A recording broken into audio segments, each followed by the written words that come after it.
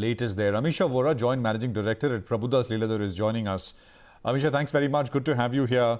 I mean, we've seen this story play out last year. This time, of course, it's in some ways a mini repeat. In terms of government measures, the spike in cases is comparable to what we are seeing. So it's possible that more state governments respond like what we've seen Delhi do today and Maharashtra, which is done earlier.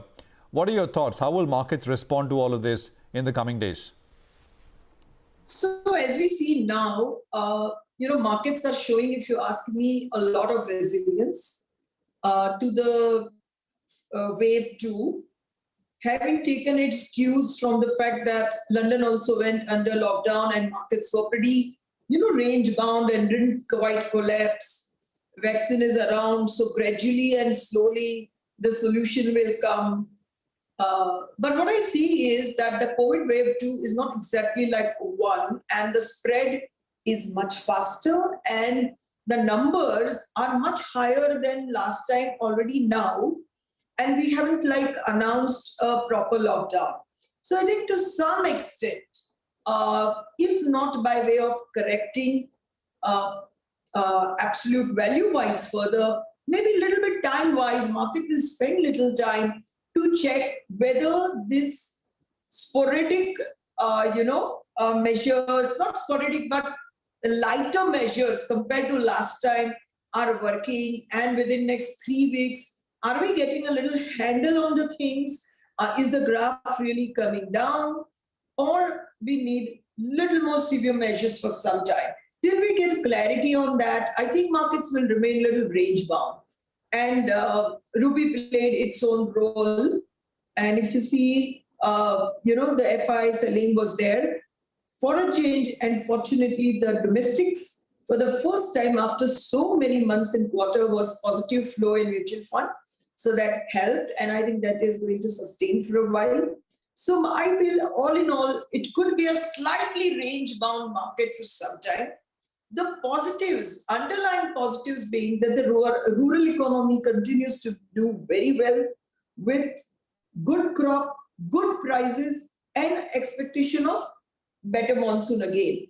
So I think that there is a resilience in the economy also and in the markets also at this juncture.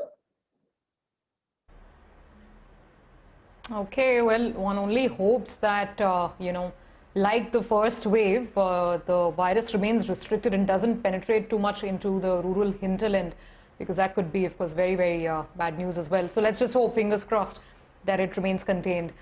Amisha, great to have you on the show as always. I want to talk to you about lenders, because an interesting dichotomy is playing out today. It's the weekly expiry. So some of the larger names like HDFC Bank, ICICI Bank, they're doing well.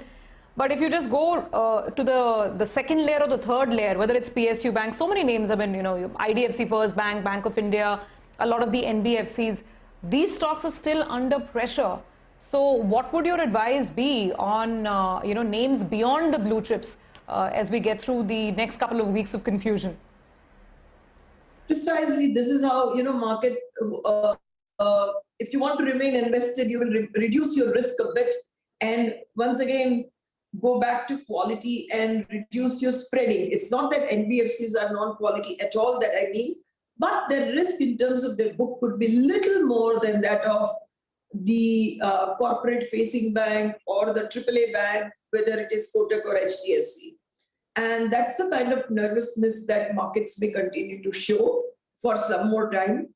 But on the whole, one should remember that a quarter or 2 quarters down the line, as the kind of measures that India as a country has set in motion, the recovery will continue to be faster whenever possible, and then the sustainability of that growth will be better. And banks are very well capitalized this time to both serve the nation better and serve their own investors also better.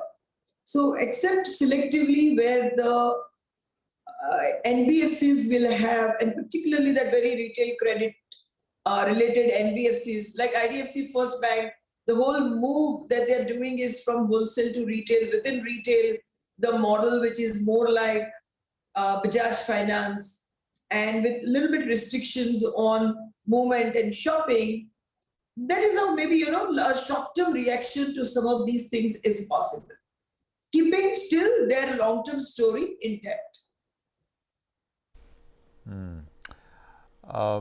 Fair enough. I mean, we've yesterday, for example, we spoke with, and today as well, spoke to a whole host of companies.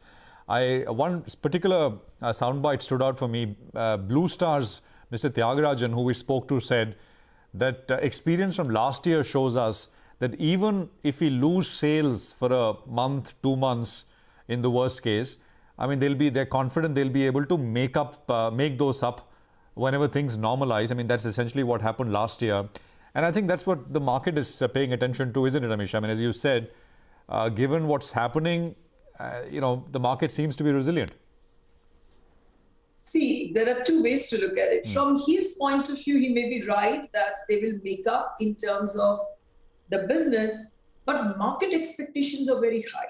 So if you see for FY22, just for the Nifty companies, we are looking at 30 to 32% earnings growth.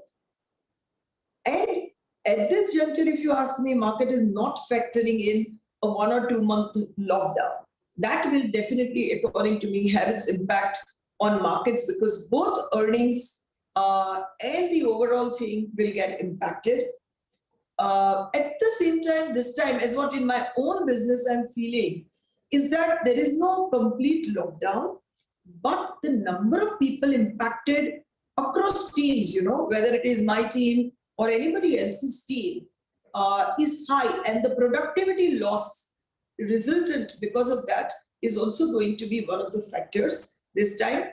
Only thing to be kept in mind is that for FY22, markets expectations and analyst expectations are running too high. So this quarter commentary and the situation as it rolls out in terms of restrictions, not just this, but otherwise will be very crucial to watch.